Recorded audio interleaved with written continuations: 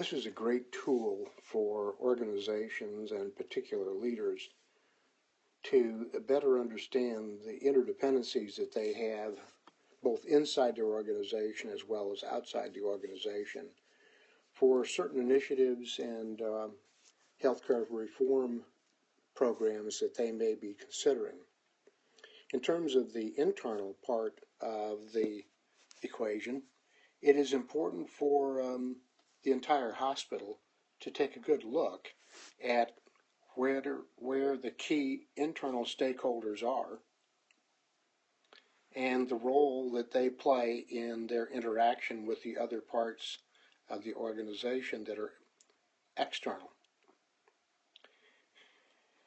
And I think as a leader, you can use this very effectively to help your team better understand the role that they have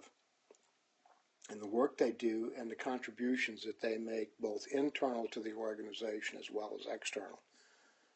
Far too often, organizations, particularly healthcare organizations, and this is not a criticism, it's an observation, get caught up, quite frankly, in the day-to-day maze of working patient care and running the clinical systems. And periodically, it's just a good time to step back periodically and take a look at who we are, what we do, why we do it, and the interactions that we have. From an external perspective, you can see on the right the network analysis, current linkages in a network of organizations. And we've used the hospital as the central node, if you will, and all of the various different connections that you will see, including outpatient clinics, other ancillary health care operations. It could be a physical therapy clinic, it could be a laboratory, it could be any number of other kinds of activities, as well as those clear laboratories and outpatient clinics that are associated with this particular hospital. In the case that you will see in Leading for Value, in this particular part of the book, we illustrate that when one is looking at a healthcare reform initiative, it's important, again, to step back, take a look at what are the current linkages, how do we leverage those to make sure that the work we're trying to pursue is done effectively.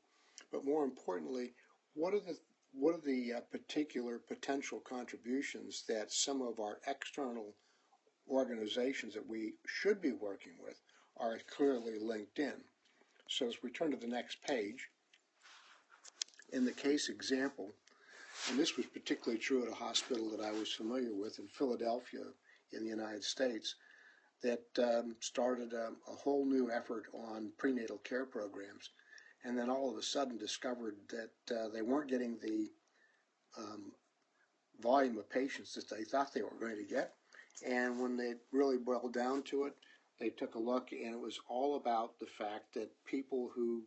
should be enrolled in the program, could be enrolled in the program, did not have a good source of transportation. So the hospital director and the team that put together the program did a conscious effort of reaching out. In this case, they actually went to a church and rented a van and used the van during the week when it wasn't in use by the church to transport patients to their appointments. And it was a remarkable change in what was happening at that particular institution. So the point here is that network analysis is a great tool for, in this case, we pick on a hospital, but it could be any healthcare organization, to take a look at what are the other organizations that we work with, what are our interdependencies that we have with those organizations, and what are the ones that we're missing that are clearly blind spots for us that we need to link into to make sure that we're doing the best work we can do. So look at the tool. There's a stepwise description of how to work the tool, and we hope that this will be helpful in the next effort that you have in pursuing the healthcare reform initiatives that you're pursuing in terms of eliminating health inequalities, improving overall quality of care, and the quantity of care. Best of luck.